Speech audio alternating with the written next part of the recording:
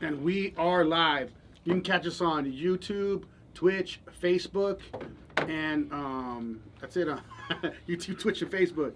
So we'll be right back with you, Howlers. We'll be right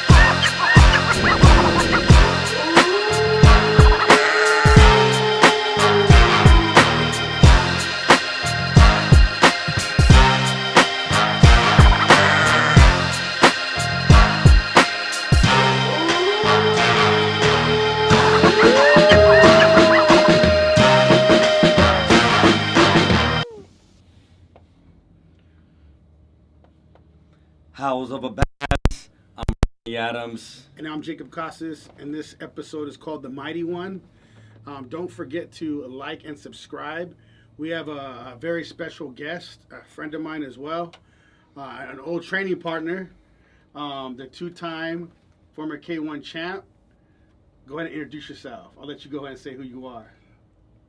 What's up? My name is Mighty Mo. Hello, everybody. So, yeah, me and Mighty Mo used to train together at the same place, Shark Tank. But I wanted to have him come down and just kind of spit game on what he's been doing and what's been going on in your life, Mo. Oh man, just well, before I go forward on this, I just want to give a shout out to a good friend of mine that's been looking out for me and taking care of things that was hard for me to deal with at the time, going through my trials and tribulations. Jacqueline Harry, happy birthday, love you, girl. Happy birthday. Happy birthday. Shout out. Shout out. So, how things been going, Mo? What's been going on with you? Oh man, just good, man. You know, dealing with this part of my life regarding sort of just I don't want to retire, but I have to lay the gloves down for a minute just to deal with some personal issues with medical reasons, not because of my health, but because of outside things regarding surgeries and things like that. Yeah, speak about that. So, what's been going on? You can tell us a little bit behind the scenes. So, what's been going? You were boxing, and what ended up happening? Oh yeah. I was with you're talking about TCL? Yeah, I'll push this over here more so you can. Yeah. Is that good right there? You can still see them good? Okay, cool. Yeah. TCL Team Combat League? Yeah. Uh-huh. Well, it started off with a knee surgery, which led into that boxing thing, where because TCL, he used that as an excuse to downgrade my ability to be a boxer, which, you know, I was already the ranked number one starting heavyweight for TCL, and this guy sort of manipulated the situation. Eddie Funes from Team Combat League manipulated the situation to make me look like I wasn't making it to practice and I couldn't train and I was always getting hurt or whatever the case. How long ago was this? This was in May 8th was my last day with him. Oh, this year? This year. So you were still fighting it as of this year? Yeah, I was still active this year. Okay. This year, May 8th, the trials were in March, and the tryouts, and I went in there and took care of business with no training and beat their starting heavyweight for that starting position as the starting heavyweight for Team Combat League. And I mean, the season started off. And they're located where? I'm sorry? 10 Goosen boxing team out of L.A. Oh, it's in L.A. Yeah. But the TCL organization, the company is based out of New York and Las Vegas. Okay, so it's almost a little worldwide thing going on so there. It's an International, nationwide thing going on. With Black Cobra being the president of it, you know. What's his name? Dewey Cooper. Okay. Yeah, Dewey Cooper. He's a world class kickboxing. He's actually one of my opponents that I fought with. But I thought I won that fight. But you know, but this is very interesting. Got a little image of him training right here. Oh man, that was back in the Shark Tank days. Yeah. That was that Shark Tank kick too. That was that. that looked like after a rough night. But getting back to your story, because this is important that you're telling us this story. This is interesting, actually. You told us that you were fighting May 8th, and you beat the top guy in this team combat league, Yeah. and they denied you your to go forward Yeah. because of what? What happened? Basically, he was manipulating the whole situation, making it look like I wasn't making it to practice, or I was always hurt. But yet I'm sparring hard every single day To get to the top.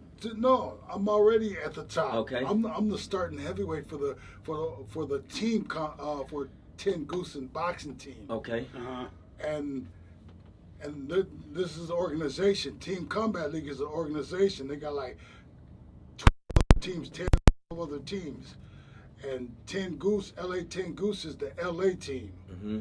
And this coach knew that I had to start in the position Mm-hmm. for the 10 Goose heavyweight boxing team, but he manipulated the whole situation to make it look like I wasn't honoring my contract to being a true heavyweight. But yet he got me sparring every day Mm-hmm. with with all the heavyweights and bringing in other guys, you know. And you putting them on. And I'm putting them on him. Mm-hmm. And he's Why like, do you think he's doing that?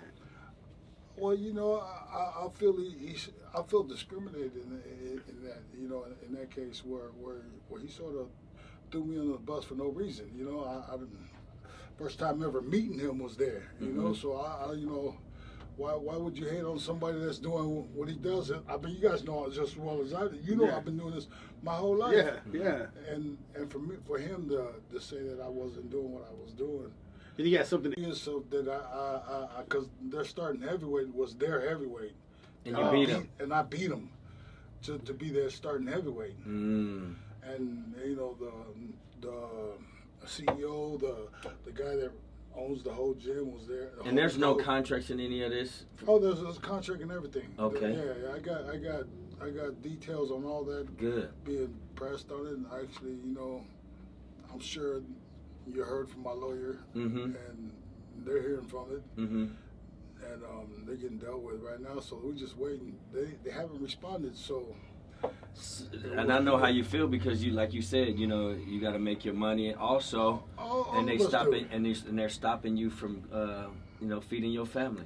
Bro, man, I mean, at the end of the day, this is what we're And all you was here at the for. top, yeah. Yeah, I was at the top of the heavyweight division, Mm-hmm. and this guy manipulated the situation to put me out there to be not who I say I am. Mm-hmm. You know, I've been doing this my whole Trying to life. ruin your reputation. Of course, you know that's how these the negative energies be trying to do you. You know, especially if you're trying to be somebody in your life, you just gotta, you know, what can you do? You just gotta push through it, man. Go through the roster, take care of that issue with that. But yeah.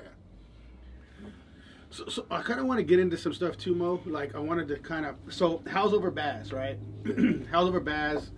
I'll break it down. Leaders over followers. It's basically wolves over sheep. Yeah. Now I kind of want to break things down because a howler. We talk about a howler is like a leader, right? Yeah. And you being a champion. I mean, our first champion in here. I would like to kind of go. Appreciate it. You know what I mean? So I would like to kind of go over that with you. Two-time champ. What is it? What's that? Two-time champ. Two-time. Two-time K1 champion. So my whole thing is what did it take? Like mindset. What did it take to become a champion? Like that's like an ultimate howler right there. Someone that became a champion, a leader, a person that, I mean, you're putting your body, everything that you are on the line. I mean, you're literally putting, I mean, a beat and everything. That's like a pride. Like you know, a man gets beat, they get prideful. Yeah. It hurts their ego a lot. You kept going and pushing and fighting. It didn't matter. Like, what kind of mindset does that take to do that? Well, you know, first of all, like, you know, like a man right here was saying that, you know, we trying to provide for our family, and you know, you got to dig deep on what you know is good for you. You know, what skills you got to be able to bring to the table for your family, and I knew I knew it to a certain extent, man. I was in that playing field, and I tested the water. And you know, whatever we do in life, man, we're gonna test the water, see if we're good at it, and start pursuing it.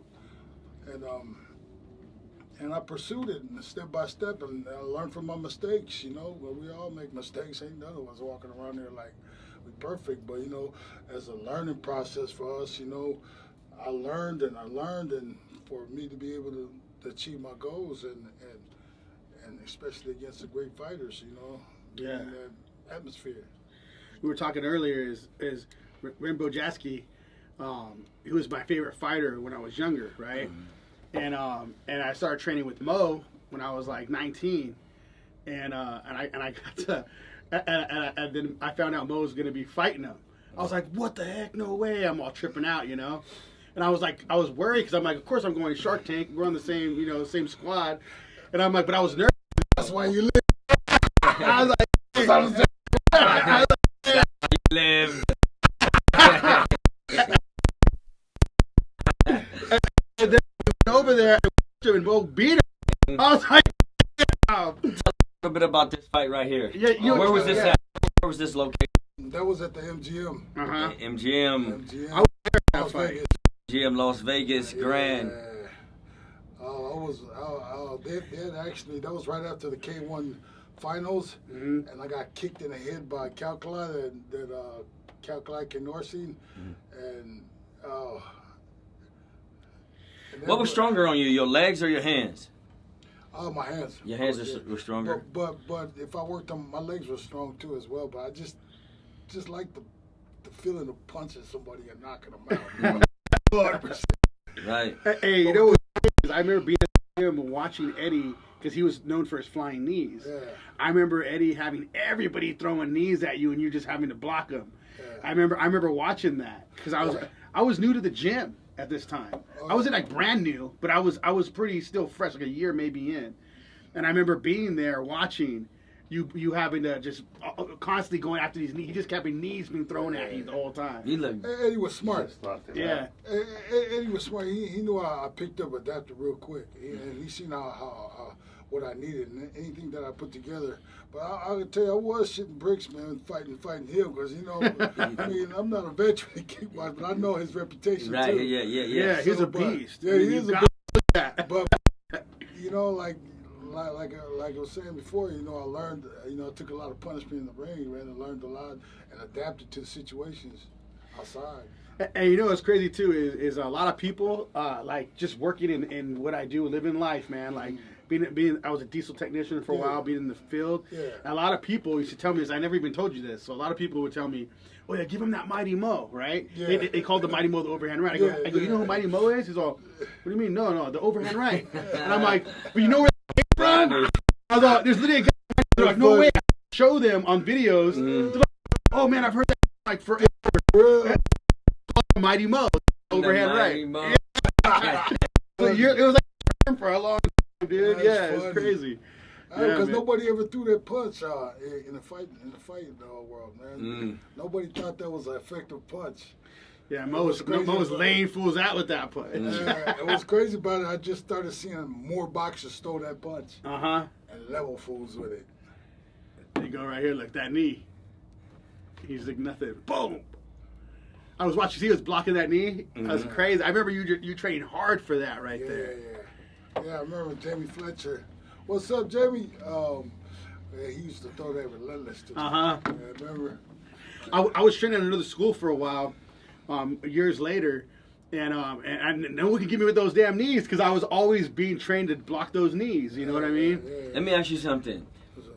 When you standing in front of the man, I know you said you had a little fear in you, but everybody does, but can you often when people stood in front of you knowing who you was, could you smell and see the fear in front and coming out of their eyes? Oh, bro, man, that's when the sauce, I start pouring the sauce on there. You can feel it, you can see it. 100%, bro. And what your head?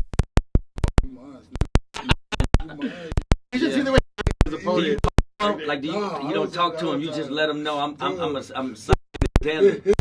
all the talk. Yeah.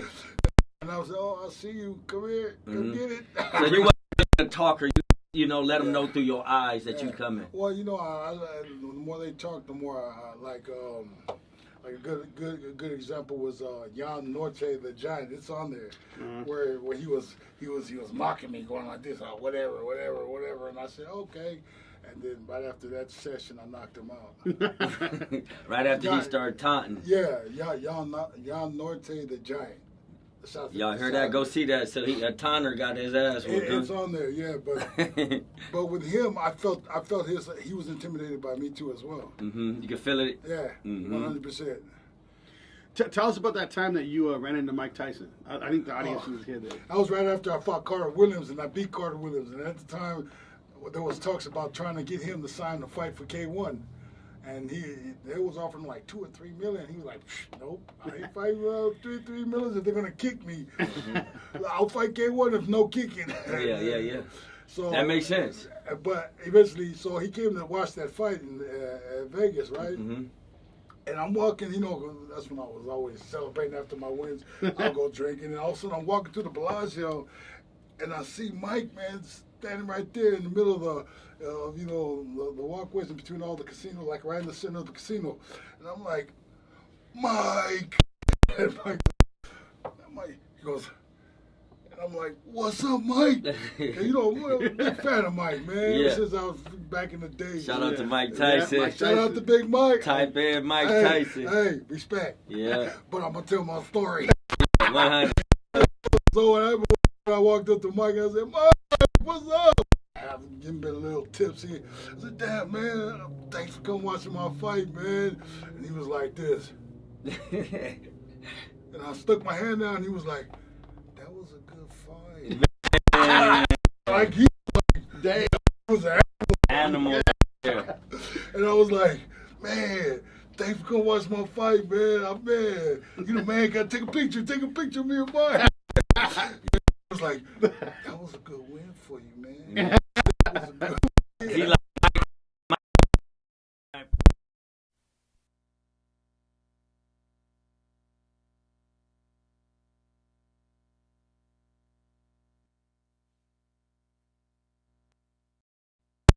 right now. Get it. What's Let's up, get Mikey? it. We calling out Mike. You're a little older than me, but we're about the same age. Yeah. Hey, y'all gonna do it? No kicking. No kicking. No kicking. No kicking. All knuckles. All knuckles.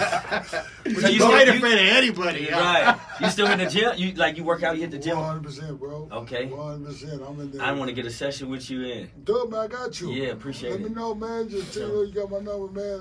Whenever you're ready. That's what's up.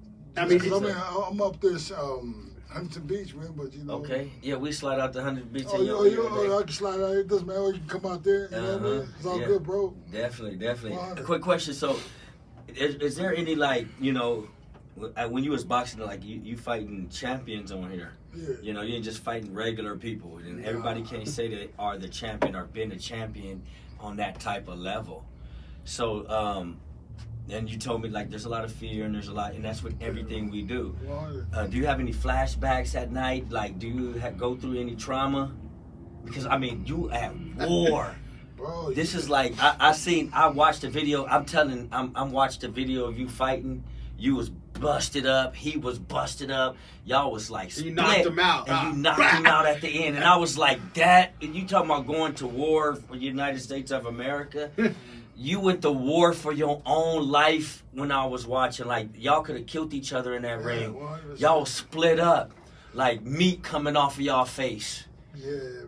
I should only nightmares I have, bro, to be 100% facts to you and all that, was me denying myself 100% of the training sessions that I